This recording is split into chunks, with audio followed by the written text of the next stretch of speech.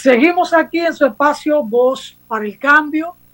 Interesante lo que está pasando ahí en el chat, los comentarios. Yo di lectura y comenté algo que anotó ahí el hermano Crismo Santiler, el hermano haitiano radicado en el este, y entonces don Ponserrate, que está ahí brechando todo lo que se comenta, y entonces suelta su relámpago, ¿no? Dice Ponserrate, Crismo Santiler, desde el Estado se habla de valores como un discurso populista, porque el ejemplo de la clase política es contrario a ese discurso. Gracias a don Ponserrate por el comentario. Crismo Santiler me informa que él es estudiante de Derecho. Gracias, don Crismo Santiler. Maestra, de nuevo con nosotros usted aquí, qué bueno. Mire, maestra, el nuevo ministro, don Ángel Hernández, yo le comentaba a Juan Francisco que es un académico. Más que político, es un académico. Fue un funcionario en UTESA, fue vicerrector de UTESA, yo lo recuerdo allí, y él es el fundador de UAPA, la Universidad para Adultos, y dos de sus hijos son vicerrectores en esa universidad. Es decir, se convirtió el hombre en un empresario de la educación, pero es un hombre muy ético, así lo conozco, es la imagen que me formé de él cuando lo conocí a mediados de los años 80. Él, aunque se crió en Elías Piña o vivió en Elías Piña parte de su juventud, es un hombre que nació en el Cibao, hijo de un funcionario público en aquellos años, desde la época de Trujillo, por supuesto. Y hay unos comentarios interesantes a partir de una intervención pública que él hizo, y será un hombre noticia permanentemente, como lo era Roberto Furcal, porque el Ministerio de Educación es uno de los principales del país, y además, como pagan publicidad, los medios de comunicación, los impresos, le dan mucha cobertura. Y en cualquier parte del mundo el tema de educación es un tema vital para la opinión pública, porque hay que tratarlo con frecuencia. La queja del ministro es recurrente. Él se quejó de que el 4% o la inversión del 4% no se refleja en la calidad de los estudiantes. Eso es una verdad de perogrullo. Eso se sabe hace tiempo, porque todas las mediciones que se hacen en la República Dominicana de nuestros escolares indica que la calidad es muy ínfima, es muy baja, ¿no? Y entonces, bueno, ahí está el tema planteado. Hay muchas cosas, mucha tela que cortar. Dice que los niños, que lo fundamental es que los niños aprendan a leer y a escribir.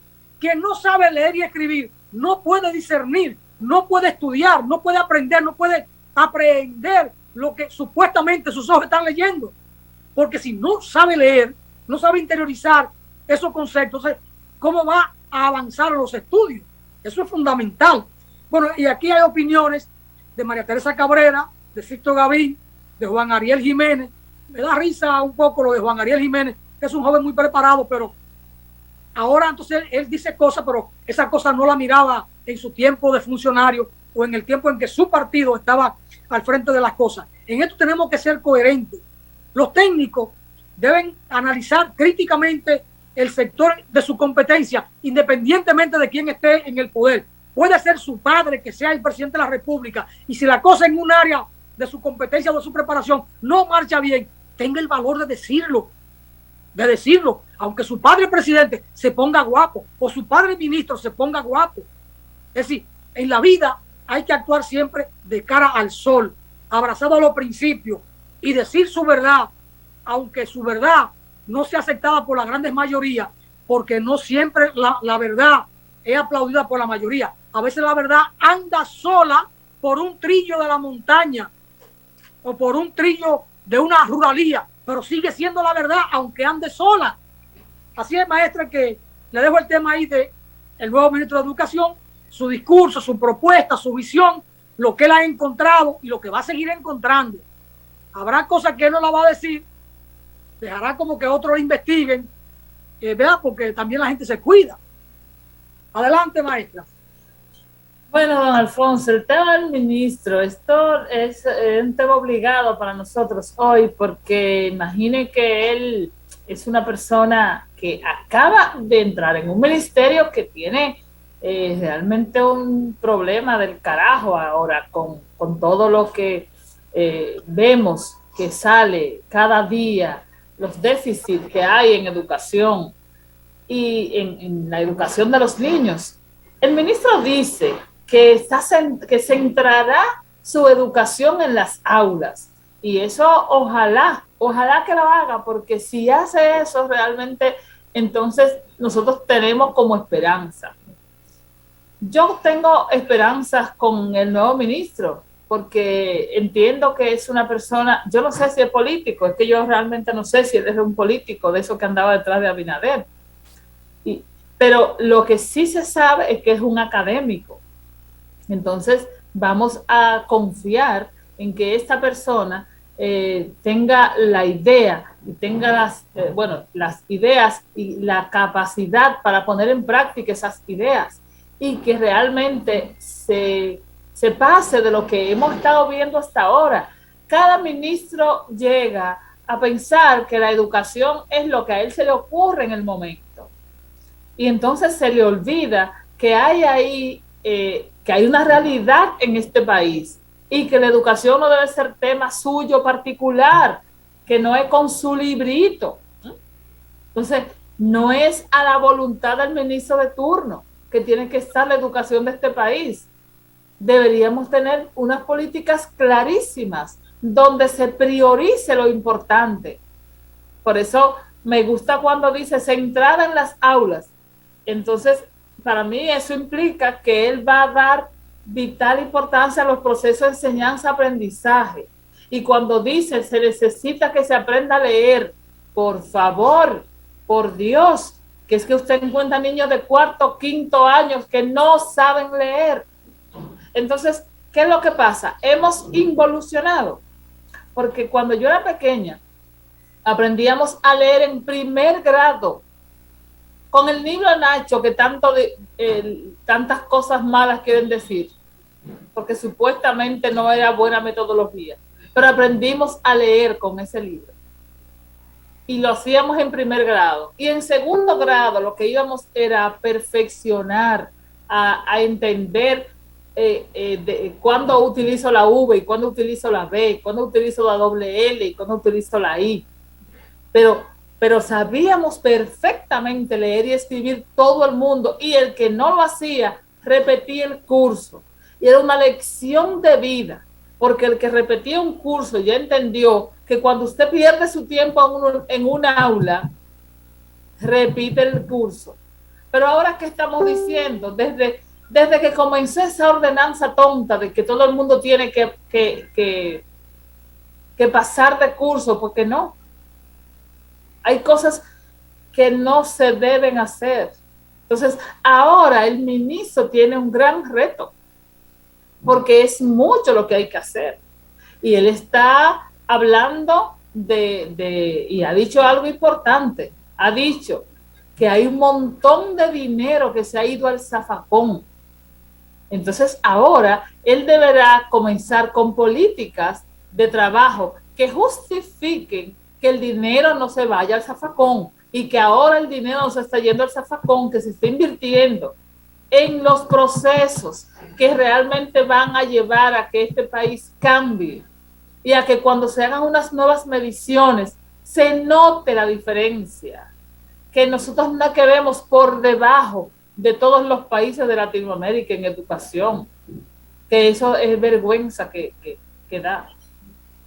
Entonces, fíjese, otra cosa de las que habla el ministro, y es que dice el desempeño de los funcionarios, habla de evaluación, y para mí esto es muy importante. Él está hablando de que evaluará los resultados de los estudiantes, pero esa evaluación va a servir, que va a evaluar a los directores por los resultados de los estudiantes.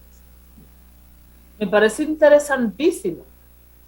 Evaluar a los directores de escuela, los directores distritales, los directores regionales, por cómo se ve el avance. Esa es la única manera de hacer que de verdad los directores se interesen por lo que está pasando en sus centros. Si se estuviera haciendo eso, no hubiéramos tenido tantos directores que permitieron que el año escolar terminara un mes antes, donde venimos de 2 años en pandemia, con tantas deficiencias que no sabemos todavía no sabemos hasta dónde, porque no se han evaluado el nivel de deficiencias que nos costó, que tuvimos en estos 2 años de pandemia. No, si eso se estuviera haciendo, no hubiéramos tenido directores que se les hubiera ocurrido tan alegremente un mes antes de terminar el año escolar, desobedeciendo el mandato del ministro, del ministerio. Entonces, ahora es importante que el ministro de Educación sepa que el país tiene centradas sus esperanzas en las políticas que se van a estar definiendo en el MINER, en las diferentes tomas de decisiones para mejorar. Porque como él dijo, nada justifica los cargos que tienen ellos, lo que ganan, sus salarios, de ninguno, si al final la educación está tan mal y cada día lo que se ve es peor. Entonces, lo que están ganando los directores de distrito, los directores regionales, el ministro, ¿para qué? Si al final no hay ningún resultado, si no hay aprendizajes en las aulas, no se justifica nada de eso. Entonces, esperemos que todas las políticas que realmente el ministro está se vean reflejadas en mejores aprendizajes, que se invierta entonces en capacidades para los docentes, en materiales didácticos para que los niños tengan para que los profesores tengan cómo desarrollar unas clases motivadoras para desarrollar aprendizajes que sean realmente significativos. Que se invierta además en un mejor desayuno, en una mejor comida, porque como hemos dicho muchísimas veces aquí, hay niños que su motivación principal es que no pueden comer en sus casas y van a comer a la escuela.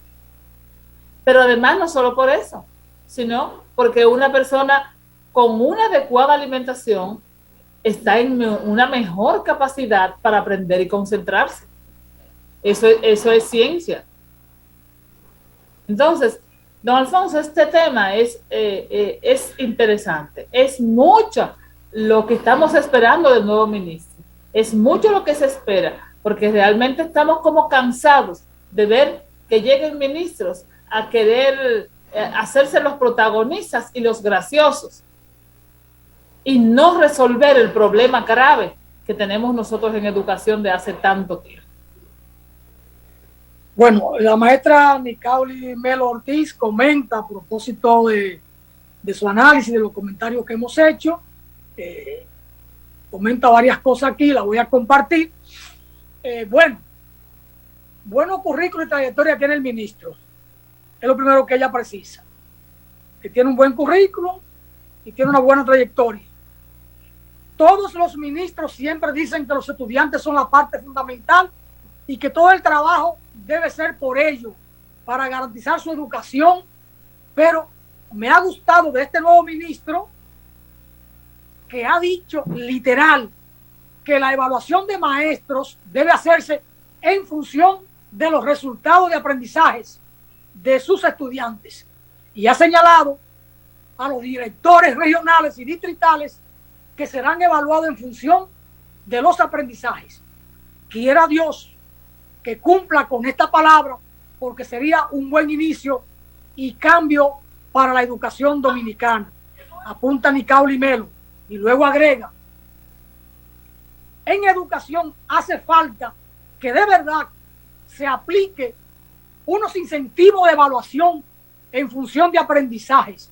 Espero que ese proceso de verificación de los aprendizajes no sea por ver puro y simple un registro, sino que haya un equipo que evalúe a los estudiantes y que sea esto que defina todo lo demás. Y luego agrega: auguro éxito en esta gestión porque de verdad necesitamos mejorar la educación dominicana. Ahí termina la reflexión de Nicauli Melo Ortiz. Qué bueno que aunque no está presencial, está participando ahí con sus ideas y la compartimos para seguirla discutiendo o conversando. Eso es importante. Siempre nosotros esperamos que todos los ministros hagan su trabajo bien, porque eso redunda en beneficio del país. Nadie en su sano juicio, como buen dominicano, está esperando que un ministro fracase. No. Una fracasa el país, fracasamos nosotros. Un dominicano quiere que todo ministro trabaje bien, sea exitoso. Como todo universitario debe esperar que todo rector haga un gran trabajo para mejorar la academia, mejorar la educación, la calidad, y que se pueda entregar a la sociedad un profesional que sea el que necesita el sector empresarial, laboral, que necesita el país para su desarrollo. Eso es lo que uno espera. Nadie espera el fracaso de un funcionario público. No. Por eso es atinado el comentario que hace la maestra Nicauli Melo Ortiz. Pero de la preocupación del ministro es que en estos años, del 2013 para acá, se ha invertido 1.17 billones de pesos en el sistema educativo y no se han visto los resultados, porque las pruebas que se han hecho es de un fracaso total, de una calidad educativa pésima.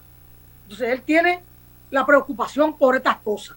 Lo importante es, arrancando, que ya lo está reconociendo, y otro elemento importante es que, dicho, va a entenderse con el sindicato de los maestros, porque una confrontación no ayuda ni al país ni al sistema educativo. Naturalmente, el sindicato y los maestros deben entender que su principal función es cumplir su responsabilidad, su deber ético, su deber profesional y su deber como servidores públicos, no como sindicalistas, como servidores públicos, una educación de calidad y requerirle a quien esté de ministro políticas adecuadas, condiciones adecuadas para cumplir con esa misión. Que se reclamen derechos, sí, pero para reclamar derechos hay que cumplir deberes. Es lo primero. Y recordar que son servidores públicos y fueron contratados para la docencia, no para hacer labor sindical. La labor sindical es un derecho constitucional, pero lo primero es cumplir deber.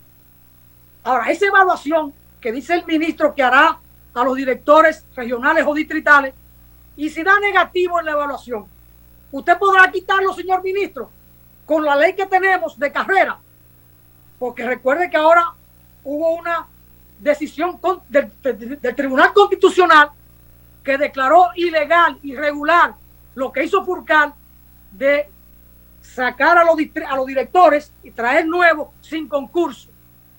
Entonces, hay que respetar el concurso, y el concurso es por 2 años, por 4 años o por 6 años, no lo sé, pero si no cumplen con la evaluación de eficacia, de efectividad, ¿usted qué hará, señor ministro? ¿Podrá quitarlo, podrá cambiarlo, abrir un nuevo concurso o colocar otro provisionalmente? No lo sé. No lo sé, pero... Por lo menos, don Alfonso, por lo menos podrá no aumentar el salario. Por lo menos, porque el salario de los docentes, hay una porción de su salario que es un incentivo por evaluación. Entonces, por lo menos no le aplicarán ese incentivo por evaluación. Mínimamente es lo que se espera que suceda en este caso. Y es correctísimo el hecho de que por medio de la evaluación, de la evaluación de los estudiantes, sea que se piense evaluar a esos profesionales. Porque es que de verdad es la única manera de lograr que se interesen en los aprendizajes. Porque aquí hay un montón de directores. Aquí muchísimas veces hemos conversado que las direcciones hacen las diferencias. Y yo estuve en unas escuelas que eran escuelas dirigidas por monjas, y como los profesores estábamos pendientes de llegar muy temprano, de todos los días planificar. Sin embargo, éramos las mismas profesoras que estaban en otro centro, y entonces en aquel centro se relajaban. Y aquí, si no puedo planificar, no planifico. Y el día que tengo que llegar 10 minutos tarde, llego. Porque hay que exigir. porque somos un poco que hay que obligarnos. Es como algunos estudiantes que hasta que no te dicen estudia porque hay un examen, aunque sabemos que hay que estudiar, no estudian. Esas cosas hacen la diferencia. Hay que tener una persona gerente que se note que está preocupada y dándole seguimiento a los procesos. Y entonces, si eso se hace, yo estoy segurísima que van a cambiar muchísimas cosas para bien en educación. Don Alfonso. Esperemos que sí, la evaluación es importante, eso es fundamental, porque no se puede tener un servidor público que no sea evaluado constantemente para saber si funciona o no funciona, si seguimos con él o no seguimos con él. Pero mi preocupación está ahí en los mecanismos de evaluar esa evaluación, porque si los resultados son negativos en una determinada demarcación o distrito, que cómo se va a proceder para en el qué hacer con una evaluación negativa de un director, porque hay un ordenamiento legal que si usted gana un concurso, como que a usted no lo pueden mover. Entonces, será llevado a un consejo disciplinario, a un consejo de revisión. Hay que ver los mecanismos. Es lo que pasa hoy con el Ministerio Público. Tenemos una cabeza del Ministerio Público nuevo o nueva, pero todo el Ministerio Público es viejo, porque hay una ley de carrera que no lo pueden quitar salvo infragante delito. Mire que hay un escarceo con la fiscal del distrito y sigue ahí ella, con muchas cosas que se han dicho, pero hay un escalafón, hay una normativa, hay un reglamento que no es tan fácil brincarlo, porque esa garantía de permanecer en un puesto es buena, pero también tienen que habilitarse mecanismos para ver cómo revertir cosas que no funcionan. Habilitarse mecanismos para que no se sientan tan protegidos, que se cuiden y tengan cuidado de hacer cada vez mejor su papel. De todas maneras, Juan Francisco decía ayer que lo que viniera al MINER iba a ser mejor que lo que había. Para Juan Francisco Furcán era tan malo que cualquier cosa que llegara ahí sería mejor. Pero no, llegó un académico, Ángel Hernández es un académico, yo confío en él, no somos amigos, yo lo conozco porque lo vi como académico, siendo vicerrector y además un hombre que ha escrito siempre del tema educativo. Don Alfonso, pero aclare ese. Cuando usted dice no somos amigos, ¿qué dice usted? Aclare no tenemos trato personal. Ok. Ángel Hernández no sabe quién es Alfonso Torres. Yo sí sé quién es él, porque lo conocí como maestro y siempre leía lo que escribía. Él fue vicerrector de UTESA. Yo pasé por ahí un tiempo y entonces, bueno, lo conocí, ¿no? Además, él es amigo de alguien que fue amigo mío un tiempo, muy amigo de esa persona, porque se quedaron juntos en Elías Piña, que también fue académico y fue vicerrector de UTESA, que es el señor Fran de Olio. Entonces, conocí a Ángel Hernández y sé que es una persona noble, preparado, académico. Su preocupación es la educación. Creo que lo hará bien y creo que será el mejor ministro que va a tener el MINER en los últimos 20 o 30 años, creo. Y espero que sea así, como también confía Nicauli y Melo. Ojalá. Maestra, mire, hablar es bueno, pero se nos fue el tiempo. Ahí tengo a Alberto Jiménez Morel, dice que siempre nos ve, que aunque no veamos que él está ahí, él siempre está mirando el programa, que a veces comenta que no escribe porque su principio y su visión de la democracia dominicana es la misma y que no quiere aparentar o parecer repetitivo y que cree que del 61 para acá las cosas no han marchado bien. Cualquiera medio se espanta con Alberto porque dice, del 61 para acá la cosa no ha marchado bien. Alberto, es que de ahí para atrás con Trujillo la cosa marchaba bien. Entonces, bueno, Alberto, entra un día para que conversemos de Trujillo y de no Trujillo, ¿verdad? Digo, por lo que se me queda así un poco en el aire, ¿no? Pero es un hombre interesante. Alberto es músico, es compositor. Él dice que no canta bien, pero que escribe bien. Pero que cuando no encuentra quien cante su letra, él la canta.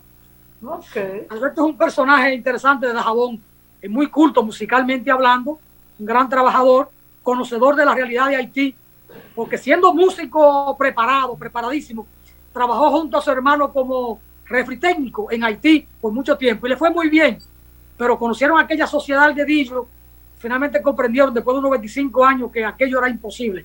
Vivió allí como 25 años en Haití trabajando, un técnico altamente calificado, pero lo de Alberto es la música. Hijo de un músico y su abuelo también fue un gran creador de los grandes merengues típicos del país fueron compuestos por el padre de Alberto Jiménez, que yo tuve el honor de conocerlo y almorzar junto a él, compartir una mesa, el padre de Alberto. Bueno, ay, se nos fue el tiempo, Jacinto, excúsenos. Maestra, muchas gracias. A usted por acompañarme en el día de hoy. Gracias. Ni cable, le esperamos la próxima. Natanael, pausamos. Gracias por estar ahí. Chao. Continuamos con Jacinto Ascensión.